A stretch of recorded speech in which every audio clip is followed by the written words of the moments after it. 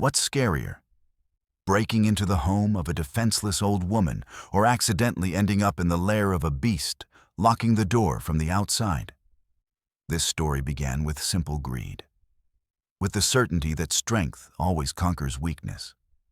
But on that muggy July night, all notions of strength and weakness were turned upside down. An old UAZ, its springs creaking, came to a halt in the shade of ancient pine trees on an abandoned forest road. The engine stalled. In the ensuing silence, the cicadas chirped deafeningly. The door opened with a nasty squeak. He was the first to get out. Victor Orlov, known in certain circles as Scar. His passport said he was 41 years old. But his cold eyes and the scar cutting across his eyebrow made him look like an old man. He looked around. Ahead, about 300 meters away, he could see a single light in a window. A house in the middle of nowhere. Perfect. Before we continue, let us know which city you are from. We are interested to know where our videos are being watched. Don't forget to subscribe to the channel and leave your rating. This motivates us to make new and interesting videos. Well, let's get started. A massive figure clumsily got out of the car.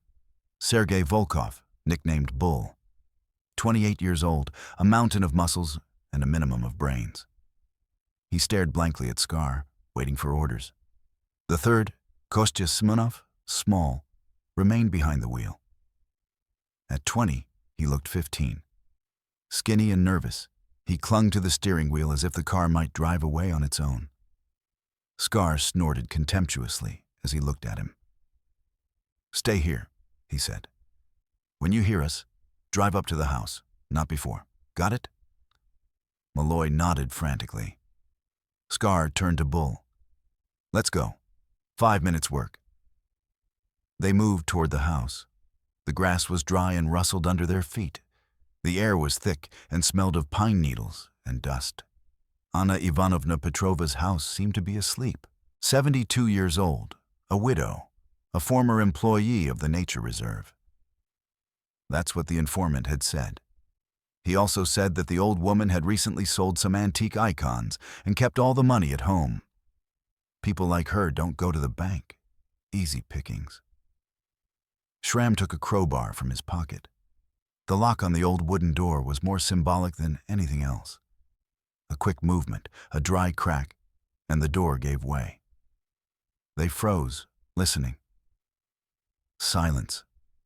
It smelled different inside. The smell of old wood and dried herbs was mixed with another. A strange, faint, wild smell. The smell of an animal. Scar grimaced. Probably a dog. So be it. Beak stepped over the threshold. Scar followed him, closing the door behind him. They found themselves in a dark hallway. The beam of Bull's flashlight revealed 2 large enamel bowls against the wall. One was filled with water, the other was empty. They were too big for a normal cat. "Where are the dogs?" Bull whispered. His voice echoed in the silence.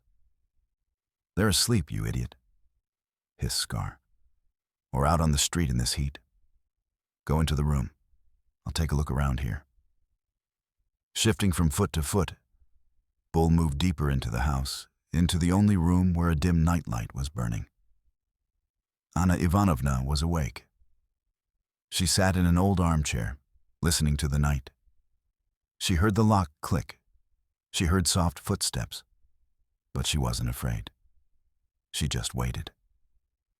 Her hand slowly descended and rested on the warm, muscular back of the creature lying at her feet.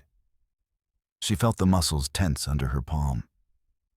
She heard a quiet, deep sound escape from the beast's chest. It wasn't a growl, more like a question. And Anna Ivanovna whispered barely audibly, "Quiet, Borin. Quiet." The bull entered the room. The beam of his flashlight slid across the whitewashed wall, the old chest of drawers, the bed, and stopped on the chair where the old woman was sitting. He grinned. Everything was going according to plan. "Well, hello, Granny," Can't sleep? He asked insolently, taking a step forward. And at that moment, he lowered the beam of his flashlight a little lower. What he saw made him freeze. Something was lying at the old woman's feet. Something huge, the size of a large dog. Spotted fur, powerful paws, and a short tail. The animal slowly raised its head, and Bull saw the tufts on its ears. For a second, his brain refused to believe his eyes. A lynx. Here, in the house. Before he could make a sound, the creature rose silently to its paws. The movement was so smooth and predatory that a chill ran down Bick's spine. A low guttural growl escaped from the beast's chest, causing the window panes to rattle. Anna Ivanovna didn't move. She just stared at the bandit with her calm, clear eyes. "You shouldn't have come here," she said quietly. The bull took a step back, instinctively putting his hand forward. It was a mistake. To Burin, it was a threatening gesture. The attack was lightning fast. No warning, no jump. The predator simply stepped forward, and his right paw, like a bucket with 5 sickles, struck the bull on the arm. The fabric of the jacket and the flesh beneath it parted like paper. The pain was blinding. Bick screamed. A wild, panicked scream full of pain and terror. Scar, who was examining the porch, rushed into the room at the sound of the scream. He saw Bick backing away, clutching his torn arm, blood spurting from it. He saw the old woman in the chair, and he saw the beast, a huge adult lynx standing between him and the old woman, crouched low to the floor. Its ears were flattened, saliva dripped from its mouth, and its entire body was a single tense spring, ready to pounce. Scar froze, his face contorted. All his self-confidence, all his criminal arrogance evaporated in a second. He looked into the yellow, inhuman eyes of the predator and, for the first time in many years, felt a primitive, clinging fear. He realized that the gunner had omitted one tiny detail. There wasn't a dog living in Grandma's house.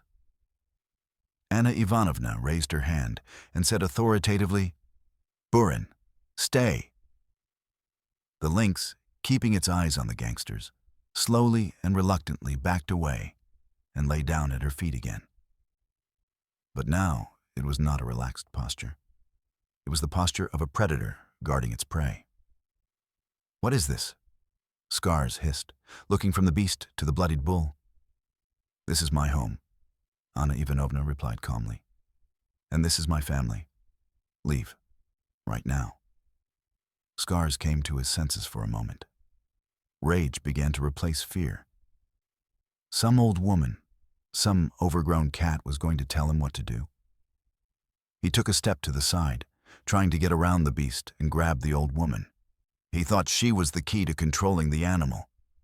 At that moment, another sound came from the dark corner behind the stove. A low, hissing growl. Scar spun around. The beam of his flashlight caught another pair of glowing eyes in the darkness. A second one. A second lynx. It was slightly smaller than the first, more graceful, but its gaze was no less dangerous.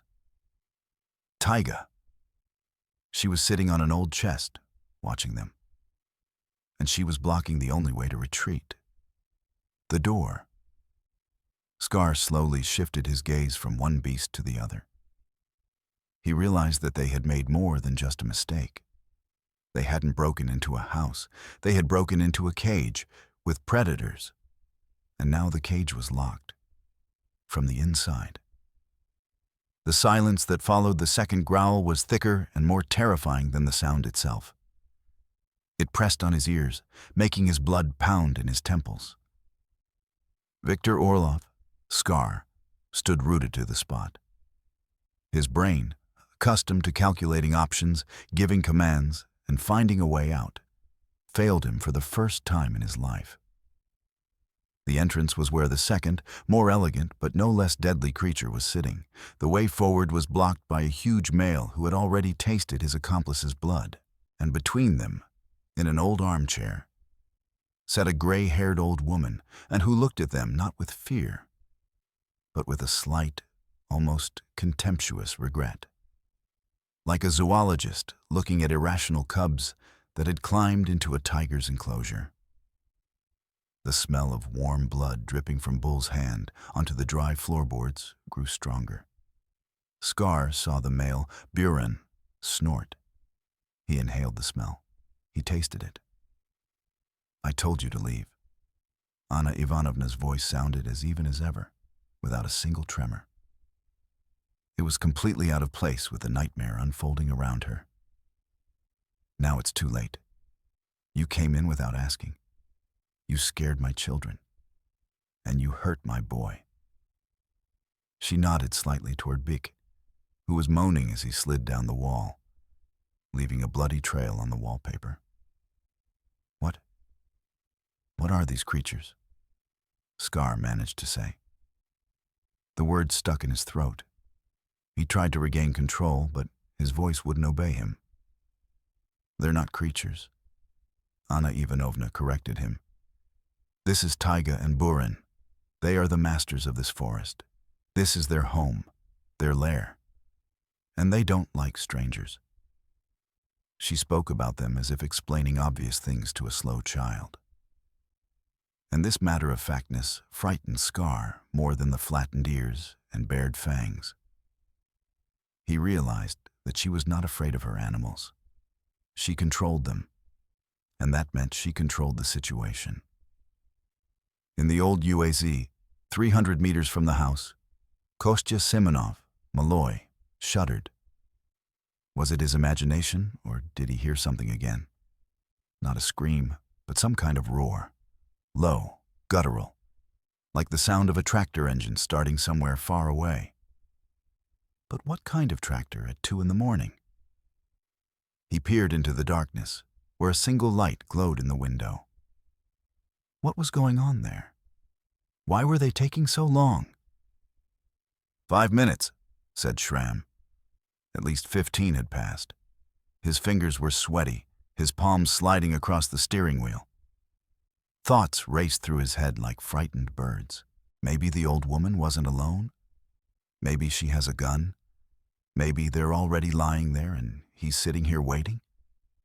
Or worse, they're about to come out, get in the car and drive away. What if they get caught? They'll find him too. He's an accomplice. His hand reached for the ignition key. Start the car and drive away. Right now. Disappear. But his fear of Scar was stronger. Scar would find him even in hell. Kostya wiped his sweaty forehead and stared again at the distant light, which now seemed to him like an ominous yellow eye watching him from the darkness. The tension in the house reached its peak. Big could no longer stand it. The pain in his arm was hellish, and fear paralyzed what was left of his mind. He saw only one way out. The door. The very door where Taiga was sitting. He thought that if he ran fast enough, he could slip through. He didn't think about what would happen next. His primitive brain demanded action. "Go to hell, all of you," he screamed, and, pushing off the wall, rushed toward the exit. It was suicide. But Taiga did not rush at him. She acted more intelligently. She simply rose silently on her paws, arched her back, and let out a piercing, ear-splitting hiss. At the same moment, Buren, standing by the chair, let out a deafening roar and made a short, sharp lunge forward. He wasn't aiming at the fleeing bull. He attacked Scar, forcing him to stagger back and instinctively crouch down. It was a brilliant tactical move by two predators. They cut off the leader, leaving the panicking executor alone in the open, face to face with his second death. Bick froze mid-stride, his mad dash stalling. He found himself in the center of the room, between the hissing Taiga and the growling Buran. He was trapped inside a trap. Scar, coming to his senses, realized that this was his only chance. While the beasts were distracted by the bull, he noticed another door in the wall. It was low, covered with old leatherette. a storeroom, or a closet. It didn't matter. It was a chance to hide. "Get in here, you idiot," he hissed, lunging at the crazed bull. He grabbed him by the collar with his good arm and dragged him behind him. Bull, like a rag doll, obeyed. Scar yanked open the old door, shoved his accomplice inside, jumped in himself, and slammed it shut right in front of Burin's face, who was already turning around for another attack. At the last moment, he managed to see the beast's yellow eyes at face level. He leaned against the door and fumbled for the heavy metal bolt with trembling hands. Click. They were safe. For a few seconds, they stood in absolute pitch-black darkness, stunned by their own breathing. It was quiet outside. Too quiet. There was no more growling, only the heavy, hoarse breathing of the wounded bulls and the pounding of Scar's heart. We got out," Bull croaked. Scar didn't answer. He listened, and then he heard it, a sound that made the hairs on the back of his neck stand on end. It wasn't a roar or a growl. It was a quiet, methodical, scraping sound. Coming from the other side of the door. Scrape, scrape, scrape. As if someone was slowly and very carefully sharpening a knife against a wooden board. Taiga wasn't trying to break in. She was sitting by the door, simply sharpening her claws against it, marking it, reminding it that it was waiting. Scar frantically searched his pockets for the flashlight. He was still clutching it in his hand. His trembling finger found the button. A dim beam of light burst out of the darkness, hitting the opposite wall. And what he saw made him forget about the beast behind the door. In the light of the flashlight, old, rust-covered traps hung on the wall, and in the far corner, on a dirty sackcloth, a gnawed bone gleamed white. Judging by its size, it was a moose bone. They weren't locked in a storage room. They were locked in a predator's meat shop. The light from the lantern trembled in Victor Orloff's hand.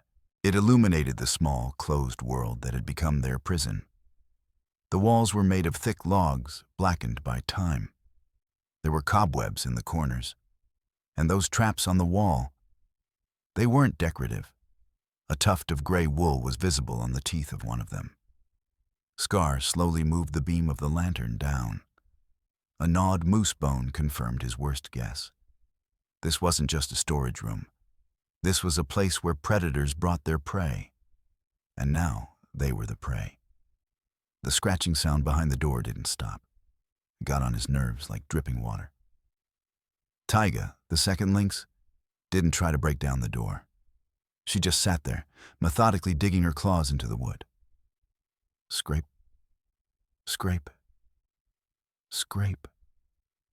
It was an audible reminder of what awaited them, that they were just locked in a tin can, and the one with the knife was just waiting for the right moment. "She'll kill us. She'll set them on us," whimpered Sergei Volkov, the bull. He sat on the floor, leaning against the wall, cradling his torn arm. His huge body was shaking. All his feigned bravado, all his muscle mass were useless against the primal terror. "Shut up!" hissed Scar.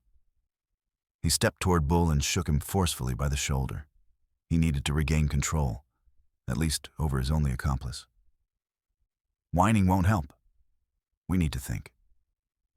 But Bull was no longer thinking. His eyes were clouded with pain and fear. "Blood. My whole hand is covered in blood. Scar, I'm going to die here." In the dim light of the flashlight, Bull's face was white as a sheet, sweat beading on his forehead. He was losing too much blood. Scar understood this with the cold clarity of a professional criminal. A wounded partner is a burden. He's an anchor that pulls you down. But now that anchor was locked in a barrel with him. Outside, in the main room, Anna Ivanovna Petrova slowly rose from her chair. She didn't limp or lean on the furniture. Her movements were measured and calm. Burin, a huge male, lay at her feet, occasionally licking the blood from his paw. He was calm. His mistress was nearby, and the threat was locked away.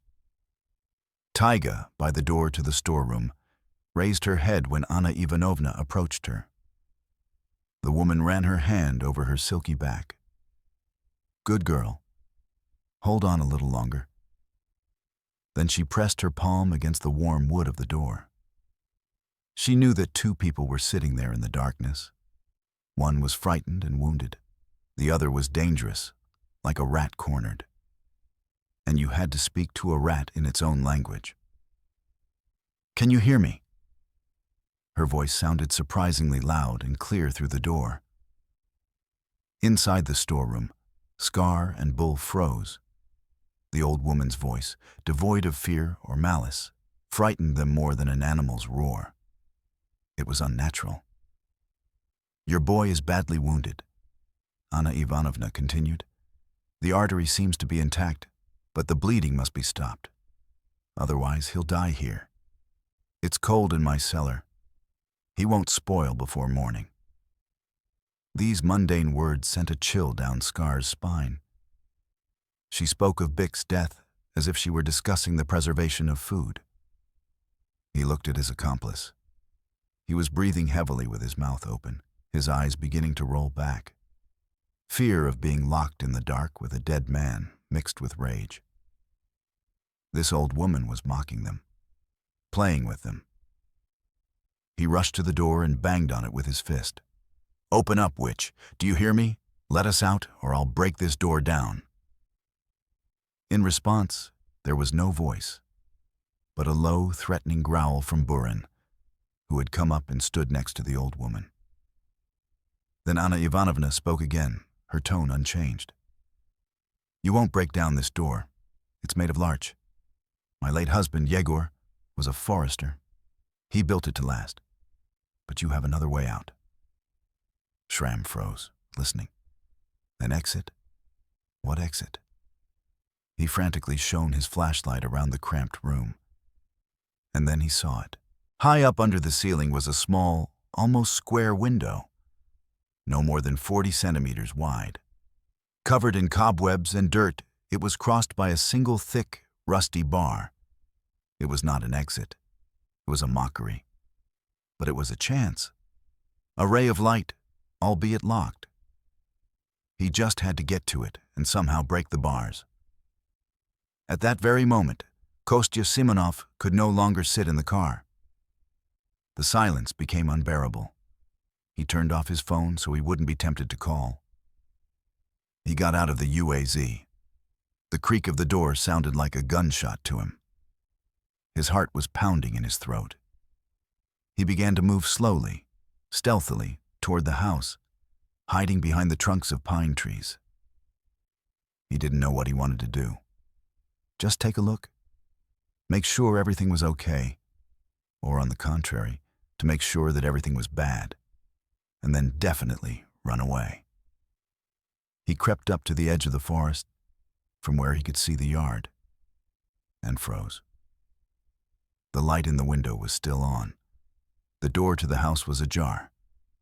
Everything was too quiet. He walked around the house, keeping to the shadows of a large shed. He found himself at the back of the house. And there, high up under the roof, he saw a dim, flickering light coming from a small window. The light of a flashlight. They were there.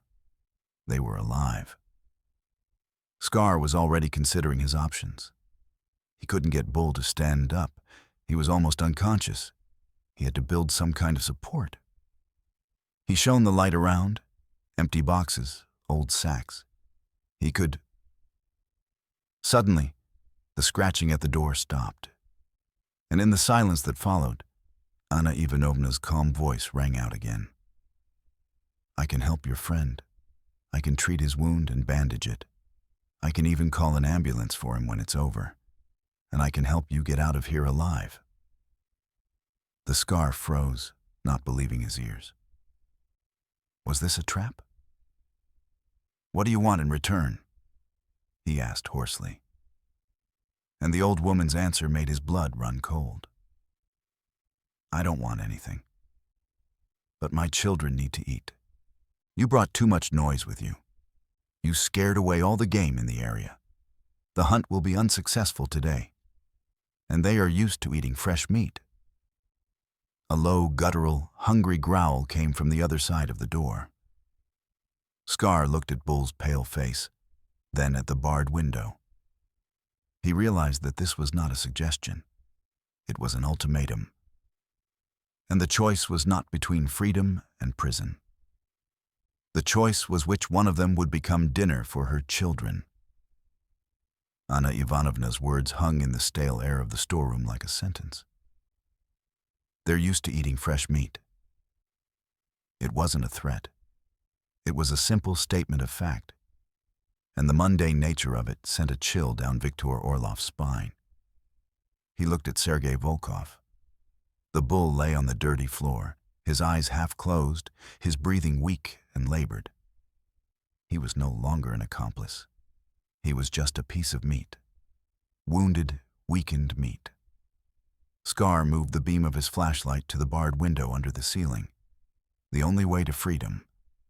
But it was too high. And then his gaze fell again on the bull, on his massive, heavy body. And in Scar's mind, accustomed to cynical and cold calculation, an idea was born. A terrible, inhuman idea. But in the current situation, it was the only one possible. He could use the bull, not as bait, but as a stepping stone. "Hey, Scar," the bull croaked, struggling to open his eyes. She's joking, right? Tell me she's joking." There was a last, childish hope in his voice. He still believed that his boss, his leader, would sort everything out. Scar crouched down next to him. He tried to make his voice sound confident and calm. "Of course she's joking," he said. "She's trying to scare us. But we can't stay here. He'll bleed to death. We have to get out through the window." He pointed the flashlight upward. "See? The bars are weak and old. I can break them, but I can't reach. You have to help me.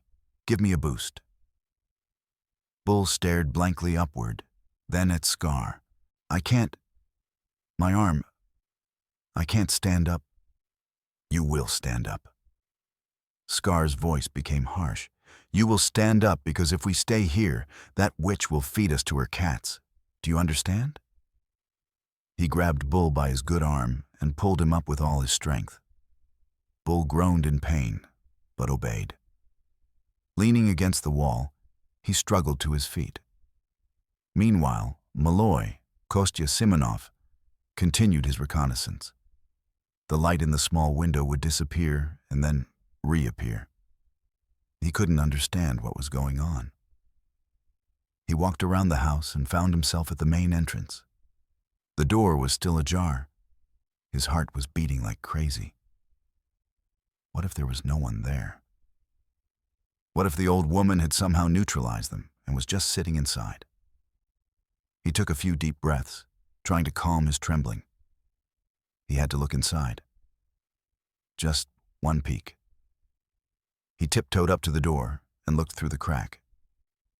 What he saw made him freeze, afraid to breathe. In the room, in the light of the night lamp, sat the old woman. She was not alone. At her feet lay a huge spotted animal.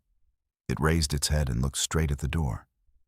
The boy saw yellow eyes and tufts on its ears, and he understood everything. It wasn't a cat. It was a lynx, and it had noticed him. The boy recoiled from the door, his back hitting the wall of the house. Panic overwhelmed him. He ran away, not toward the car, just away, into the darkness of the forest, stumbling over roots and not knowing where he was going. Inside the storage room, Scar was already putting his plan into action. "Stand here, with your back to the wall," he commanded. "Bend over a little. I'll step on your back and reach the grate." Bull, barely able to stand, nodded dumbly. He saw Scar as his only salvation. He trusted him. Scar turned off the flashlight, clamping it between his teeth to free his hands. In complete darkness, he felt for his accomplice's shoulders, then his back. "Hold on," he whispered, using Bull's body as support and climbing up. Bull's legs buckled. He gasped, but he stayed on his feet. Scar reached the window. He grabbed the cold, rusty rebar. It was stuck fast in the wood. He pulled once, then twice. No use. He needed leverage. Famke. It was still in his pocket. With trembling fingers, he took it out. He wedged the flat end between the bars and the wood and leaned against it with all his weight. There was a dry crack of old wood. The bars gave way. One more push. With a loud creak, the rebar flew out on one side. Victory. But at that moment, the bull beneath him gave way. He screamed from the piercing pain in his wounded arm, which was bearing his weight, and collapsed to the floor. The scar flew down with him, hitting the wall painfully. He dropped the knife. It fell with a clang somewhere in the darkness. He turned on the flashlight again, clenching it between his teeth. The bull lay unconscious on the floor. The grate was broken, but now he couldn't reach it again. Rage overwhelmed him. Everything was ruined because of this useless piece of meat. He shone the flashlight around, looking for the knife. Then he heard something change behind the door. The scraping sound stopped. Instead, there was a low, hungry growl. Scar froze, pointing the beam at the door, and he saw something dark appear in the narrow crack under the door. Claws. Tyga was pushing her paw under the door. She couldn't open it, but she tried, exploring, looking for a weak spot. "I'm giving you one last chance." Anna Ivanovna's calm voice rang out again. "In 5 minutes, I'll open this door, and Burin will be very hungry. He doesn't like to wait." Shram realized there was no time. 5 minutes. He frantically searched the floor with the flashlight beam. Where was the crowbar? There it was, rolled under an old box. He grabbed it. Now he needed something to put under his feet. He looked at the boxes. They were old and flimsy. They wouldn't hold. His gaze fell again on the lifeless body of the bull. No, he couldn't use it again. It was too heavy to lift and put in place. And then he saw something he hadn't noticed before. In the far corner, behind some bags filled with something petrified, stood an old, iron-bound chest. It was low, but very sturdy. If he could drag it to the window. He rushed to the chest. It was incredibly heavy. Scar braced his feet, tensing all his muscles. The chest moved with a nasty creak. Centimeter by centimeter, he dragged it toward the window. Sweat poured from his forehead. He could hear his own heart beating and the hungry rumbling behind the door. It was a race against death. Finally, the chest was under the window. Scar jumped on top of it. Yes. He could easily reach the opening. He shone his flashlight outside. The height was about 4 meters. Unpleasant, but not deadly. He could jump. He was about to climb out when his gaze fell on Bull. Leave him here? Yes. It was the only right decision. He was a burden. He was dead weight. Scar had already put one leg through the window. He was almost safe. And at that moment, Bull groaned and opened his eyes. He looked straight at Scar, at his back in the window.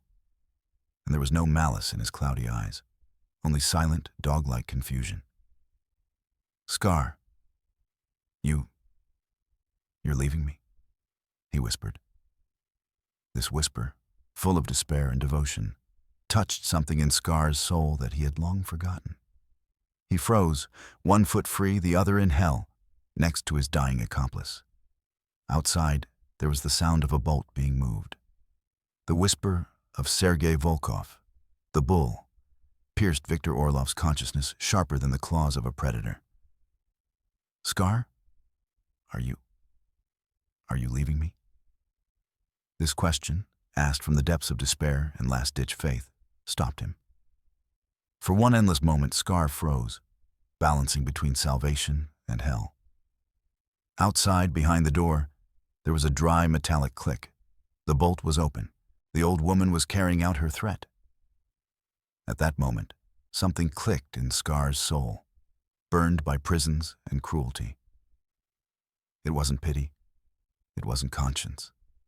It was some ancient, twisted instinct, not to leave one of his own to be torn apart. Abandoning an enemy was valor. Abandoning one of your own was a disgrace that would haunt you even in the world of thieves. He yanked his leg out of the window and back into the storeroom. The decision was made. The door began to open slowly, creaking. The dark, muscular shadow of Burin loomed in the doorway. His yellow eyes burned in the dim light like two coals from the underworld. He crouched down, ready to pounce. Scar had 1 second. He did not rush at the beast. He turned toward the heavy chest he had just been standing on. Adrenaline flooded his blood, giving him monstrous strength. He did not lift it. He pushed. With all his weight, all his fury and despair, he moved the iron-bound chest directly into the doorway. With a deafening crash, the chest slammed into the doorframe, wedging it shut. Burin roared with rage, his claws scraping against the thick wood, but he couldn't break through. They gained a few more moments. "Foolish," came Anna Ivanovna's unperturbed voice from outside. "You've only delayed the inevitable." Shram breathed heavily, leaning against the wall. He didn't understand. Why was she so calm? Why wasn't she calling for help, panicking? And then he smelled it. A new smell. Acrid, bitter. Smoke. He looked down. Thin, whitish wisps of smoke began to seep through the crack under the wedged door to the storeroom. They didn't look like smoke from a fire. It was thick, suffocating smoke that smelled like burnt grass. The old woman wasn't trying to burn them out. She was smoking them out, like a fox from its burrow. The smoke quickly filled the small room.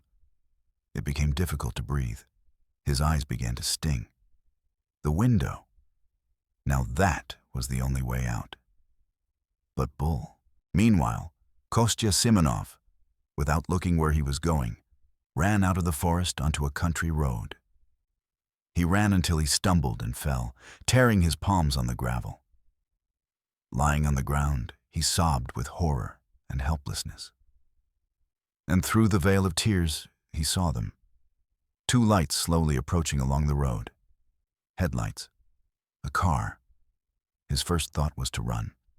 To hide. But where? Back into the forest, where the monsters roamed. His instinct for self-preservation overcame his fear of the law.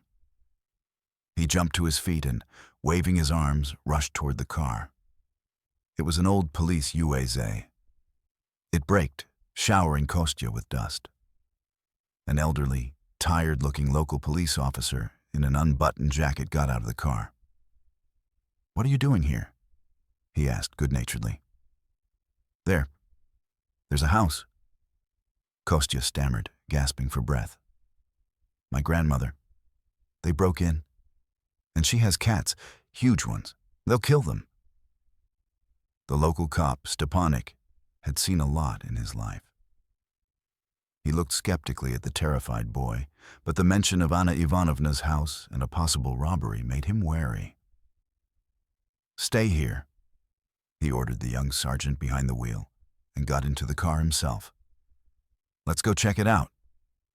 A few minutes later, they were at the house. They saw a gangster's UAZ abandoned near the forest, the door ajar, and a thin stream of smoke curling from under the roof. Stepanik pulled out his service pistol. "Police, everyone stay where you are," he shouted as he entered the house. The scene that met his eyes was worthy of a surrealist painter. Anna Ivanovna stood calmly in the smoke-filled room. In her hand, she held a smoldering bundle of wormwood, which was used in villages to fumigate cellars from insects. On either side of her, like two statues, sat two huge lynxes, Buren and Taiga. They did not growl. They just stared at the newcomers with their intelligent, unblinking eyes. A desperate cough came from behind the locked door to the storeroom. Without hesitation, Stepanek kicked the chest out of the doorway. The door swung open. On the floor, in a cloud of smoke, lay the unconscious, bloodied bull. Standing over him, coughing and gasping for breath, was Scar, trying to lift him toward the window. Seeing the police, he raised his hands. It was the end. Epilogue. A week later. The story of the old woman with fighting cats became a local legend. Beek was patched up at the district hospital, from where he went straight to the detention center. Kostya Simonov, Malloy, made a full confession and, as a first-time offender, received a suspended sentence.